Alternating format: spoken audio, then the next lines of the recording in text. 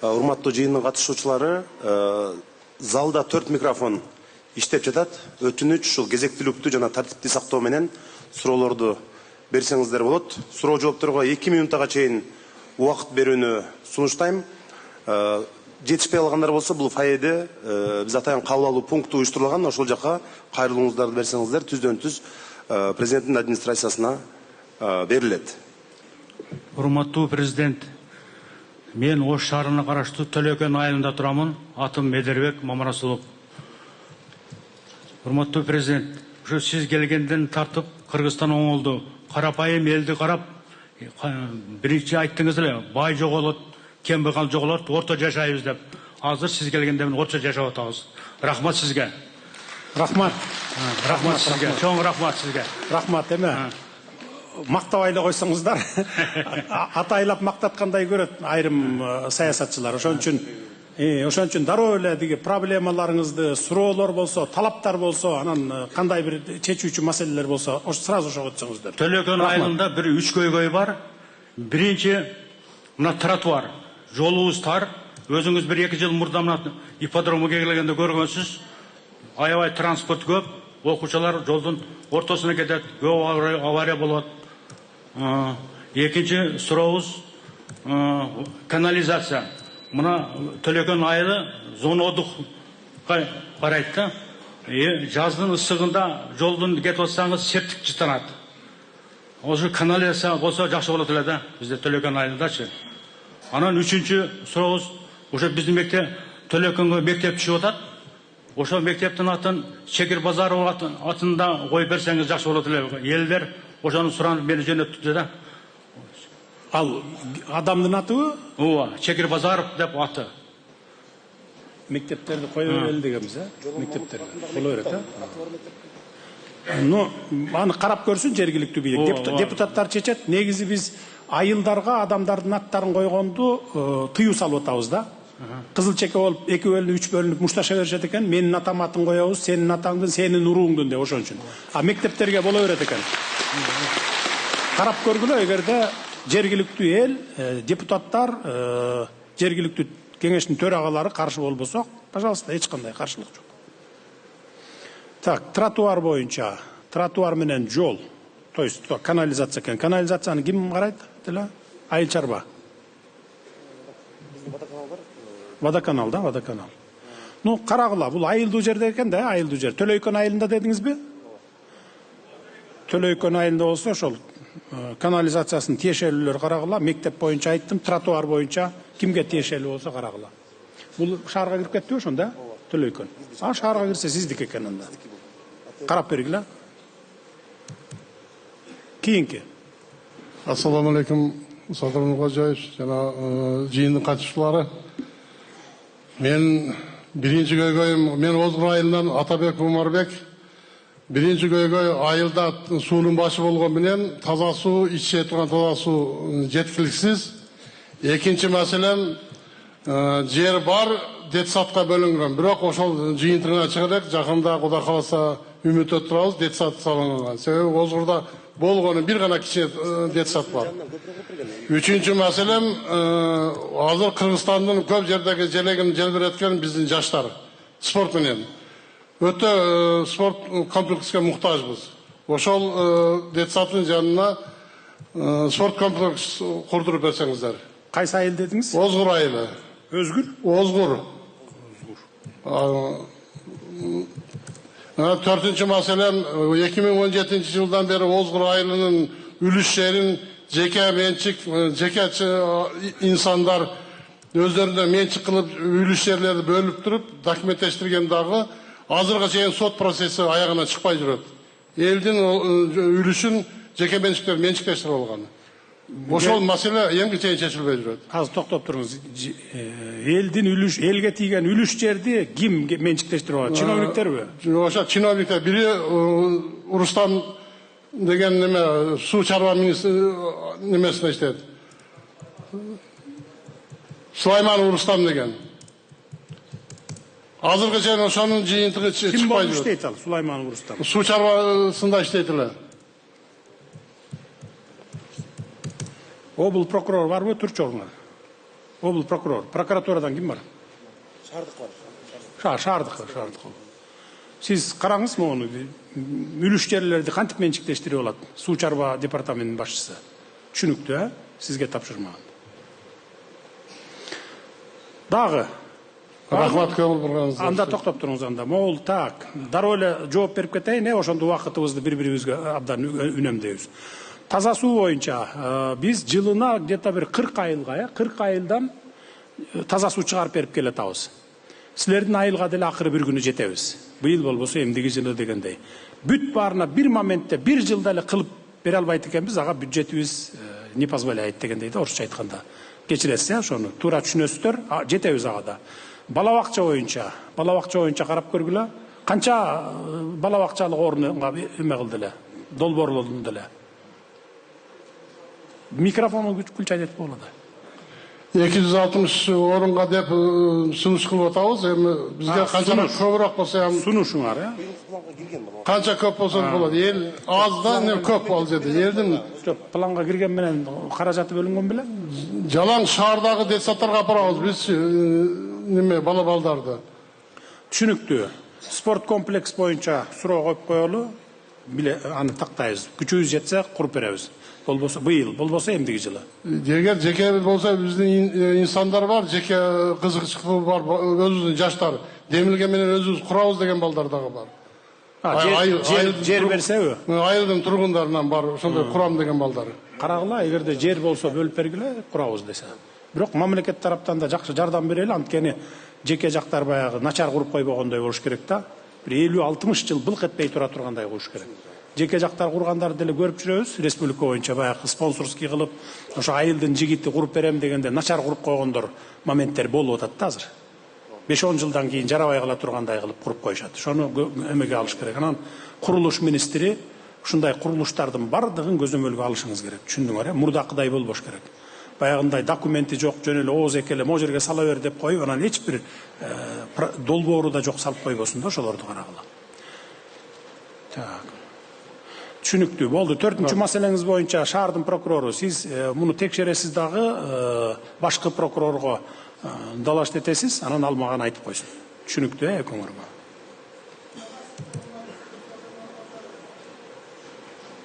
Микрофон бергиле, 4-чү микрофон.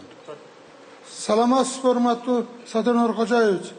Мен Жапалак айылдык аймактык башкармалыгынын Жапалак айылынанмын. Фамилиям Нуриев, атым Абдижали. Урматтуу Садыр Нуркожоевич, биздин Жапалак айылдык аймактык башкармалыгы шаарга өткөнүнө 30 жылдын тегерегинде болуп калды. Бирок 15 жыл мурда башталган бизде айылга киргизилген газдаштыруу башталып, көп иштери бүтүп, бирок аягына чейин чыкпай турат. Ушул маселени чечип берсеңиз. Экинчи, Жапалак айылдык аймактык башкармалыгында канализация жок. Мына Төлөйкөн, Озгур барыбыз бирбиз. Урматтуу Садыр Нуркожоевич, бир Жапалак айыл аймагына карайбыз. Ушул маселеге көңүл буруп койсоңуз. Рахмат сизге. Жакшы, түшүнүктүү. Газдаштыруу маселеси боюнча азыр газдаштыруу системасын карап көрүшүбүз керек. Бул боюнча иштер жүрүп атат, токтогон жок. Канализация боюнча мэрия силер карагыла, эми канализацияны бүт эле Ош шаарына кошулган жана Атайырдын негизиндеги аймактардагы айылдардын бардыгын канализациясын кошушуңар керек. Кеңейтесиңерби же болбосо Оштун мощности чыдаса Ошко кошкула тегерегин. Болуп чыдабаса анда башка жаңыча канализацияларды куруп, очистной сооруженияларга кошуш керек. Кийинки. Ассаламу алейкум. Кыргыз эли, Ош шаарынын тургундары, урматтуу Садыр Нуркожоевич, биздин президентибиз ушундай мүмкүнчүлүк берип, эл менен түз байланышка чыкканыңызга чоң рахмат. Ыраазыбыз. Сыртта турдук, кире албай, бирок мүмкүнчүлүк болду. Элди ойлоп. Мен сизге биринчи суроом мындай да. Неге кире албай турдуңуз? Киргизбей аттыбыз, эмне? Жазылбай калган экенбиз. Жазуу менен киргизип атасыңарбы? Барбы дагы сыртта турган кире албай? Эми билбейм. Сыртта тургандар барбы дагы кире албай? Же жок? Кудайдан болуп чакырып калышты, кирип калдым. Так, охрана ким? Сырғақ. Яраслан, сырғақ. Кире албай турабыз дегендердин бардыгын текшерип, металл схемаңар менен киргизгиле могут. Те артында тегерегинде тура берсин батышынча. Давай, срочно киргизгиле. Рахмат, чоң. Эми рахмат Садыр Кожоевич. Эми чындык үчүн бир нерсе айтып коюш керек. Бул жигит 3-4 жолу мэрияга келип, мен өзүм айткам, ушул көйгөйүңөрдү президент келгенде барып айтасыңар деп, тескерисинче көйгөйбаларды биз өзүбүз чакырганбыз. Анын ичинде мен сизди таанып атам, сиз дагы болупсуз. Президент келгенде кирип ачык айтасыңар деп айтканбыз. Эми ошондой жактарын да айтып коюш керек да силер. Туура. Рахмат. Биринчи суроом, урматтуу Садыр Нуркожоевич, мына үлүш жер маселеси да. Бул Аты жөнүңүздү айтыңыз. Атым Уланбек, фамилиям Жалилов, Ош шаарында туулганмын, Ош шаарынын тургунумун. Маселе Ош шаарында, шаардын ортосунда 5 микрорайондун ичинде калып кеткен 79 гектар жер бар. Бул деген шаардын ичиндеги бүт коммуникацияга тиешеси бар жер. Бул жер бүгүнкү күндө талашта турат. Мына шаардыктар билет, Осмонов көчөсүнөн Темирязева көчөсүнө чыккан Актилеке микрорайонуна барган Запныйдан эки беттеги жер. Билесиздер да тургундар. Ушул жерге Темирязева көчөсүнө былтыры мурунку мэрия жетекчилиги тарабынан жол кеңейтүү деп жер алышкан. Жер алганда биз ошол жердин өкүлдөрү, элдери, жеке менчик үлүш жердин ээлери жер бергенбиз. Бирок ошонун бардыгын бизди разы кылбай, мыйзамсыз тартып алып коюшту. Жолду салып коюшту. Ош шаарынын мурунку мэрия жетекчилиги. Ошо 70 гектардын канча жерине жол түшүп калды? Аны ошол өздөрү тиешелүү адистер билет. Ал жерде канча кишинин жери? Сиздики элеби же башка? 1300 адамдан ашык 10 сотиктен тийген 70 гектар жер 1300 адамга тиешелүү. Түшүнүктүү. Анда мындай кылышыбыз керек да, муну Жанар мырза. Жеке менчиктерди жөн эле тартып алып койгонго болбойт. Жеке менчик кол тийгизбөз негизи. Мейли жер болобу, мүлк болобу, мал жан болобу. Анда бул канча жолго деген немеси түшүп калды экен, баягы. Канча гектарына жол түшүп калды экен, эсептеп чыккыла дагы компенсация кылып, булар менен баягы мировой менен, тынчтык келишими менен чечишиңиздер керек. Башка жерден жер берип, эгерде кимдерге эме болуп кала турган болсо, эгерде шаарда жер жок болсо, анда биз башка жакынкы айыл өкмөттөрдүн ФПС жеринен берсек да болот. Алмаштырып берсек болот да, өкмөттүн токтому менен чыгарып туруп. Анан ал эгерде шаардын ортосунда калган жер болсо, ал жерди анда бир жолу эле баарыныкын алмаштырып беришибиз керек, алмаштырып алышыбыз керек да, ал жерге ГИК аркылуу элге баягы үй жокторго үй куруп беришибиз керек. Мен азыр билбейм кандай жер экенин, мен көрө кетейинчи аны бүгүн эртеңдерде. Бергиле микрофонун биринчи. Былтыры ошол мыйзамсыздык иш боюнча сизге кат жөнөткөнбүз. Мурунку УКМК жетекчилиги Камчыбек Кыдыршаевичке, Ош шаардык прокуратура башкармалыгы Бакытбек Өмүрбековичке, мына жерде 9 барактан турган элдин колу, бирөө дагы бир өкүл ошол жерге басып барып, мыйзамсыз салынып аткан жолду контроль кылган жок.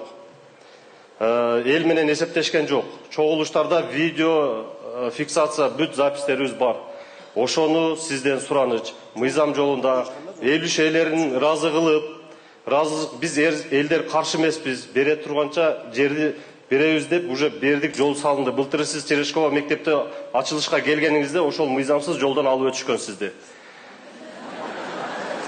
Мен өзүм жол тосуп чуркап чыкканга чыгайын деген да бир ойлорум келген эле, бирок ондой кылбадым. Мыйзам менен кетип бара жатабыз мына ушул эл өкүлдөрү. Ошол арыз бүгүнкү күнгө чейин каралбай турат. Сураныч биздин жер үлүш ээлерине суранган компенсациясын берип, жерди берели, биз 20% эмес 50%тен ашык жерди берип атабыз. Ошонун мына жерде мэрия бекиткен трансформацияга постановление чыгарып коюшкан. Ошонун негизинде бизге компенсациясын берип, биз элге да берели, эл разы болсун, жер разы болсун деп сунушка келдим эле сиз. Болду, мен азыр жазып алдым. Бул чогулуштан кийин тиешелүүлөрдү, мэрди баштаган тиешелүү адамдарды, мамлекеттик кызматкерлерди өзүмө чогултам, анан чечебиз муну. Саламатсызбы, Садыр Нуркожоевич? Мен Бакирова Зарина Убайдуллаевна Ош шаардык санапит көзөмөлдөө борборунда вирусологиялык лабораториясынын бөлүм башчысы болуп эмгектенем азыр данныйма мен. Мен маселем бул ипотекалык үй боюнча ушул Кыргызстанда пандемия убакта 2020 жылы 17 мартта Кыргызстанда биринчилерден болуп ковид илдетин ПЦР лабораторияда тапкан кыздардын бири мен болом. Ошол мезгилде правоохранительный органдарга келип мени кантип таптың, эмне кылып таптың деп өзүнүн баягы функциональный обязанностьтарын аткарган, анын туура түшүнөм, кысымга алып. Бизде Кыргызстанда жок болсо кандай эмне депчи. Мен эми ипотекалык үйдө көп жылдан бери очередте турамын. Мурун билесиздер, первоначальный взносу 30% төлөш керек болуп, ал мезгилде айлык маянабыз жетпей ала албай жүргөнбүз. Андан кийин мына Ош шаардык ипотекалык бөлүмгө электронный очередке турганмын. Андан сырткары ГИКте дагы электронный очередте турамын данный моменттагы. 432 номер болду. Азыр сиз айтып аткан үйгө дагы барсам 500дөн ашык патир бүттү, бирок алга сан илешпейсиң. Бизде 5 направление менен мамлекеттик ипотека берилип жатат деп. Бирөө 4%, 8% кылып бөлгөндө биздин очередибизге 28-29 жылдары гана жетесиң деп бизде ошентип аркага кайра тартып күтүп эле жүрөбүз. Общий стажым 20 жыл. Ошого сиз жылдын башында өзүңүз медицина кызматкерлерине 5000ден ашуун кезексиз ипотекалык патирди беребиз деп демилге көтөрдүңүз эле. Ошонун алкагында очередибизди жылдыртып, ошо азыркы бүтүп аткан үйлөрдөн кезексиз берип коюңузду суранат элек. Эл катары эле төлөп эле алабыз, просто очередибизди жылдырып берсин. Биз эгер очеред күлсөк, вообще 29-30 жылдарга чейин күтүшүбүз керек болуп калат экен. Макул, көңүл бурабыз. Эгерде медицина кызматкери болсоңуз, ошол республика боюнча биз 5000 адамга кезексиз берели деген, биз мугалимдерге, анан врачтарга. Ошонун ичине сизди кошуп койгонго аракет кылалы. Жазып алып азамат. Ошону жазып алып кошуп койсоңуз. Садыр Нуркожоевич, мен бир эле көйгөй менен келдим. Аты жөнүңүздү айтыңыз. Токтосунова Замира Эшеновна. Мына Ош шаарына тез жардам борборунда иштейм. Ушу биздин зданиябыз 1932 жылы курулганда өтө эскилиги жетип, азыр мындай шартыбыз жакшы эмес да, немеге иштегенгечи. Ошого сизди ошо зданиябызды жаңы заманбап неме куруп беришиңизди сурана элек да. Көп жерлерге кайрылдык, иш бизге ушмалга чейин неме болбой атат. Ошону өзүңүздөн суранды. Эгер мүмкүнчүлүгүңүз болсо, кирип көрүп өтсөңүз өзүңүз көзүңүз менен жакшы болмок. Канча квадрат метр? Так, 50 сотик да бизде. Эмен имараттын өзү канча сотик? Тез жардамдын имараты. Ошол 50 сотик жерде жайгашканбыз. Барбы бу жерде тиешелүүлөр, врачтар, шаардык врач барбы?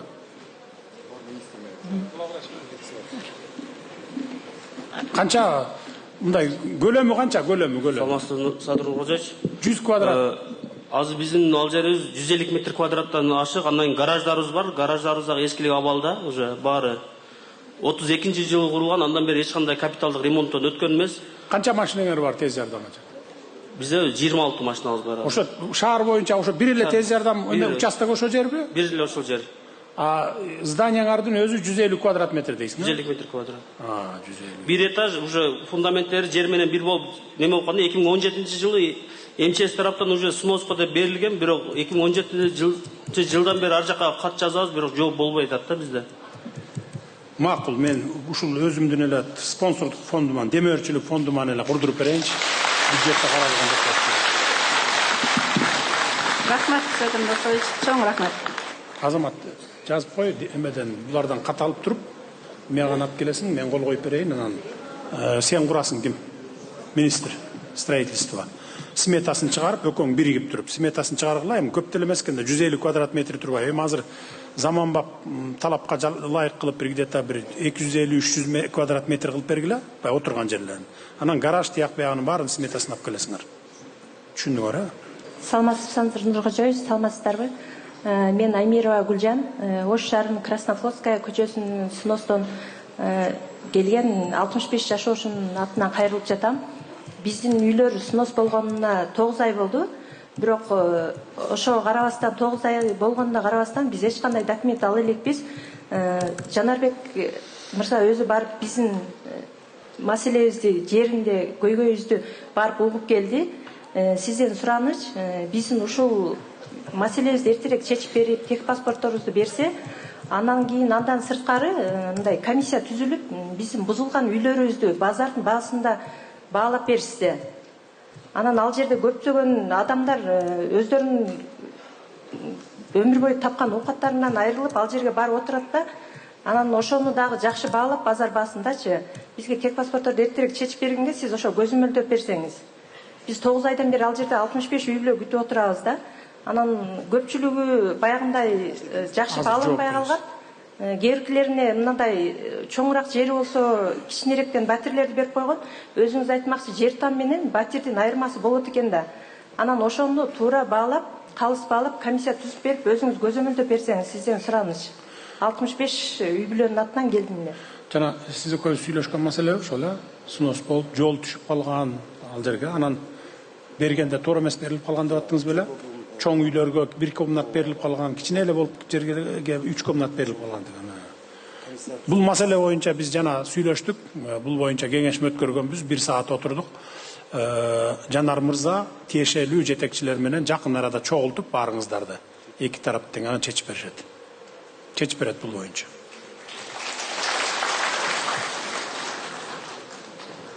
Саламатсызбы, Садыр Нуркожоевич. Ош шаарына кош келиңиз. Ушул менде бир атыңыз? Ош шаарында төлгөм Мухтаров Анвар Арипович.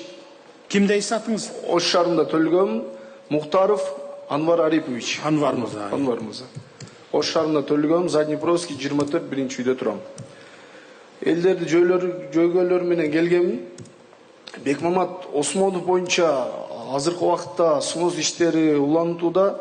Анан ошол элдер мага көп ошол жакта тургундар мага айтып кетти. Ошону Садыр Нуркожоевичке жеткизип кой, кирсең дедилер. Макул, мен ондо кирип өзүнө жеткизип коем дедим. Компенсация боюнча ал жерде 4-5 үйлөрдө адамдар жашайт, 4-5 үй бүлө бир. Ошолор азыркы убакытта бир комнатада жашап калышканда, ошондуктан жерби или домбу беришиңерди суранып. Азыр токтоп турсаңыз, Бекмамат Осмонов деген ким ал? Бекмамат Осмонов көчөсүнүн көчөсү деңиз. Тургундары дебейсиз. Тургундары боюнча. Анан Кукумби көчөсү боюнча, ошол компенсация боюнча тоже бай снос болгон. Снос боюнча, ооба, снос болгон, бирок кээркилерге дом берген. Азыркы убакытта ГИКтин жетекчилери келип чыккыла, бул мурунку мэр. Бул боюнча азыр эле айтпадыкпы мына. 1 саат отурдук, 900гө жакын үй бүлө дедиңизби? Жанар мырза, канча 900гө жакын үй бүлө деп аттыңыз беле? Жалпы 745, Баарыңар менен мына жакын карада бүт баарын бүтүрөт. Рахмат, Садыр. Анан бир суроом бар эле, сураныч берип койсом. Амур Тимур көчөсүндө мурунку Женишбек Шерматович жарымына асфальт таштап койгон эле да. Анан тургундары ошо барсаң ошону айтып кой. Жанар Акаев до конца улантып коебу асфальтты деп суранды эле. Садыр Нуркожоевич, ошо элдердин жөйлөрүн жеткизип коюшуң керек сизге. Биз жанакы кеңешмеде отурган кеңешмебизде баарыбыз чогулуп отурган жерде сөз болду. Муну кайталабай эле койсоңуздар, азыр курулуп аткан объектлер 100гө жакын экен. Бардыгы тең мындай сөзмө сөз сүйлөшүп турдас. Болду, сен могу жерге кура бер, мен сага акчаңды берем деп коюптур. А строительдерге эмне ал жерге иш болсо болду. Анан мисалы бир 50 миллион сомго бүтө турган жерди строитель келип туруп, мен муну 100 миллионго салам, ошо проект 100 миллион болот десе, а болду, мен сага 100 миллион берем деп коюп эле кура берген экен да. Эми анын баарын токтотпой эле деп мына мен курулуш министринин Атай ээрчитип алдым. Мындан бир 20 күн мурун, 1 ай мурун жибергенмин Ош менен Жалал Абадка. Ушундай курулуштарды текшерип кел десем, бир дагы документи жок. Керек болсо үйлөр трансформация болбогон жерге куруп ийиптир үйлөрдү. 100 гектар жер, 100 гектар жерлерге, ар кайсы жерлерге, шаардын ичи, шаардын сыртыны, бай Атайыр боюнча шаардын территориясына кирген участоктарга да куруп ийиптир. Анан курулушун биз мисалы Бишкекте $700 под ключ кылып куруп атсак, мисалы мектептерди, больницаларды жана башкаларды бүт мебелдери менен куруп атсак, кээ бир жерлерде биякта Ош Жалал Абадта 1400 деп договор түзүп алышыптыр. Келишим. Анан жиберип, мына азыр бүт бар, анын баарын тең кайсыл канча процент бүттү, кайерге келип токтоду, канча акча кетти, ошонун баарын эсептеп, эскисин жылдыргыла дагы, таштагыла дагы, мындан ары улап кет деп туруп, министрге мына өткөрүп алып атабыз анын баарын. токтоп калган зданиянын бардыгы бүтөт. Токтоп калган жолдорду дагы улантабыз. Мектептер дагы эмнелер. Анан жана снос болуп, үйлөрү адилетсиз болуп кеткендерди болсо мына мэр өзү бүтүрөт. А калган стройканы мына Минстрой, жол министри бардыгы улантып бүтүрүшөт. То есть башталган ишти баары бүтүрүшүбүз керек да. А жанагы документи жок кура бергенди мен курулуш министрине тапшырма бердим. Нөлдөн баштап документин жасап, бардыгын анализдеп, текшерип, анан кийин баарын эми баягы калыбына келтирип туруп анан уланткыла деп. Ошон үчүн баягы салынып келатып токтоп калган үйлөр болобу, жолдор болобу же башка токтоп калганы себеби ошондон. Булар документин бүтүрүш керек. Документ эле бери айтканда эле 1 ай, 1,5 айдараң бүтөт анын баары. Ошон үчүн эми бул суроо боюнча чыкпай эле коюңуздар да, башка суроо боюнча чыккыла. Бул эки маселе боюнча мына тиешелүү кызматкерлер чечет муну. Чоң рахмат Садыр Нуркожоевич. Анан Жанар Акаев, сизге абдан ыраазычылыгымды билдирем. Анткени Ош шаарына аябай салымыңызды коштасыз. Ош өнүгүп атат. Сизге чоң рахмат. Саламатсызбы, Садыр Нуркожоевич. Мен Жапалак айылынын тургуну Эргеш Манас Камилович. Жашоону начар десек кесир болор. Кудайга шүгүр, жашоо жакшы эле. Кайсы айылынан дедиң? Жапалак. Жапалак. Ошондой да болсо дагы бир айтып турган нерсе, бизден Жапалак айылынын үстүндө Кеңсай массивинин оң жагында кирпичный заводдун подсобный хозяйствосы бар эле. Азыр кирпичный завод бузулуп, иштебей ордуна үйлөр түшүп атат, а ошону 1-2 адам ээлеп отурат. А Жапалактагы биздин жашоочулар bir үйдө 3-4 баласы менен чегеле албай отурушат. Ушул маселени карап берсеңиз, экинчи маселе туризм боюнча жакшы эле көңүл бөлүп иштер жакшы кетип атат. Бирок биздин мамлекет агрардык өлкө болгондон кийин ушул айыл чарбасына бир реформа жүргүзүп, бардык баягы жеке менчикке бөлүнүп кеткенде 10 сотугу бар, 20 сотугу бар немелер, ушуларды бир кооператив ассоциацияга бириктирип, бир сырткы базарга чыгыш жолунда bir карап берсеңиз. Рахмат. Ал жана кирпичный завод илгери мамлекеттик болгонбу же? Мамлекеттик болгон илгери. Иштебей калган, анан подсобный хозяйство. Орду бузулуп, азыр ордуна дом түшүп атат. Прокуратура.